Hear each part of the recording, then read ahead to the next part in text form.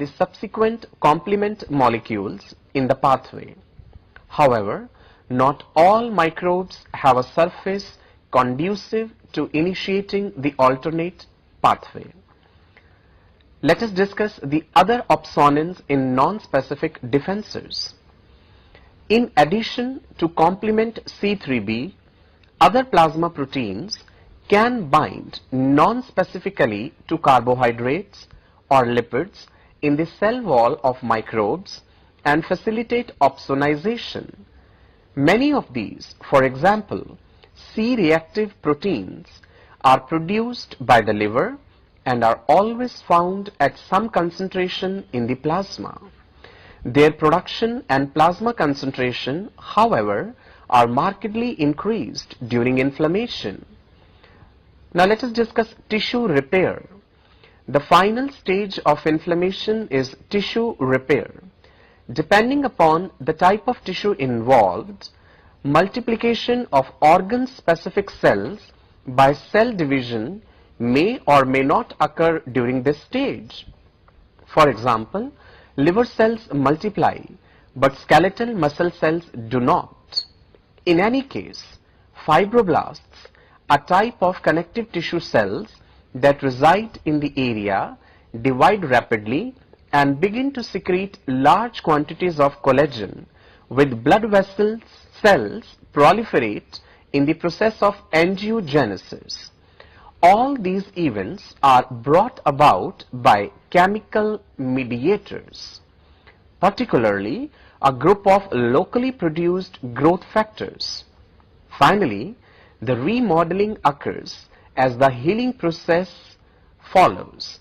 Then finally, the repair is complete and it leaves a scar.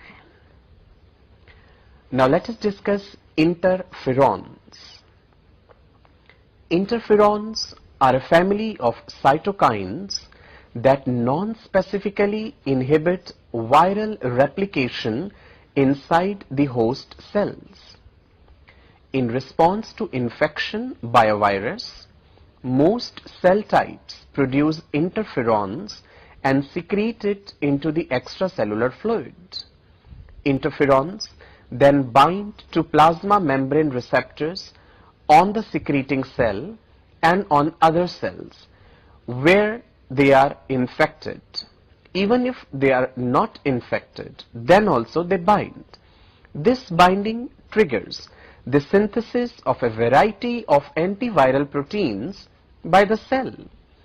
If the cell is already infected or eventually becomes infected, these proteins interfere with the ability of the virus to replicate. Antiviral proteins do not interfere with the entry of the virus, but they do interfere with viral replication inside the cell. In addition to their role in slowing the spread of viral infections, interferons stimulate the activities of macrophages and NK cells. Interferon is not specific. Many kinds of viruses induce interferon synthesis, and interferon in turn can inhibit the multiplication of many kinds of viruses. Interferons are low molecular weight proteins. At least 3 different types of interferons exist.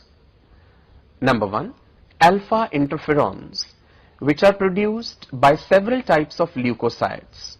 These attract and stimulate the natural killer cells. Number 2, beta interferons. These are secreted by fibrocytes and slow the inflammation in the damaged area. And number 3 is gamma interferons, which are secreted by T cells and natural killer cells. These stimulate macrophage activity. Most cells other than lymphocytes and macrophages respond to viral infection by secreting beta interferons. Recent research has proved that interferons are also produced by cells in response to certain protozoans and rickettsia. Now let us discuss some more details about complement proteins. Blood plasma contains many special complement proteins or the C proteins that form the complement system. The term complement refers to the fact that this system complements the action of antibodies. The complement proteins interact with one another in the chain reaction. The activation of complement can occur by two different routes, the classical pathway and the alternate pathway. Complement activation, the classical pathway. The most rapid and effective activation of the complement system occurs through this pathway. The process begins when one of the complement proteins binds to antibody molecule already attached to its specific antigen. In this case, a bacterial cell wall can be taken as an example. The bound complement protein then acts as an enzyme catalyzing a series of reactions involving other complement proteins. The classical pathway ends with the conversion of an inactive complement protein C3 to its active form C3b, which we have already discussed. Let's see the alternate pathway for complement activation. It is less effective, slower.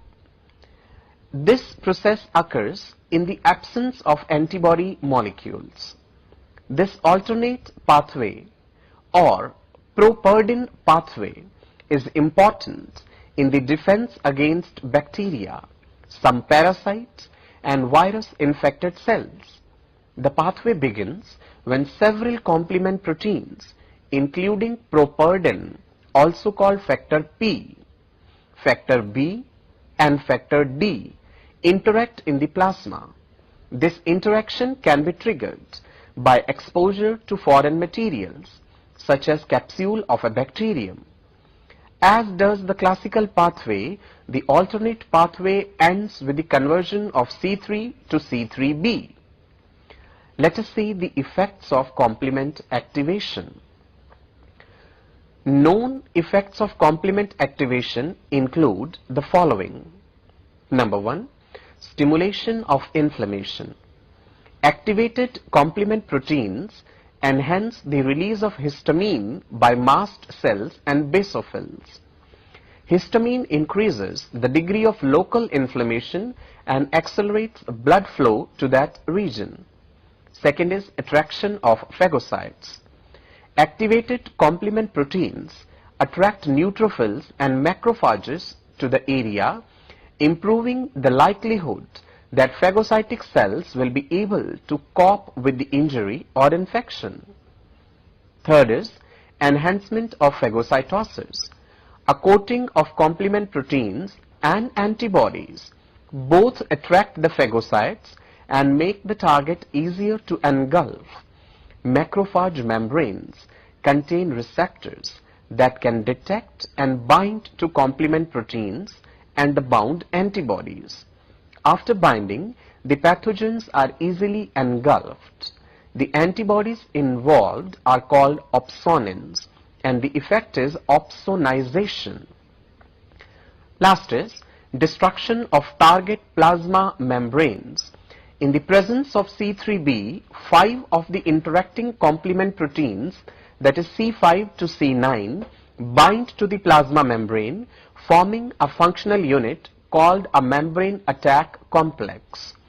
The membrane attack complex creates pores in the membrane that are comparable to those produced by perforin and have the same effect. The target cell is soon destroyed. That was about the complement proteins. Next is fever. Fever or pyrexia is the maintenance of body temperature greater than 37.2 degrees Celsius or 99 degrees Fahrenheit. A temperature regulating center is present in the preoptic area of hypothalamus. Hypothalamus is part of forebrain. Hypothalamus is the thermostat of the body temperature.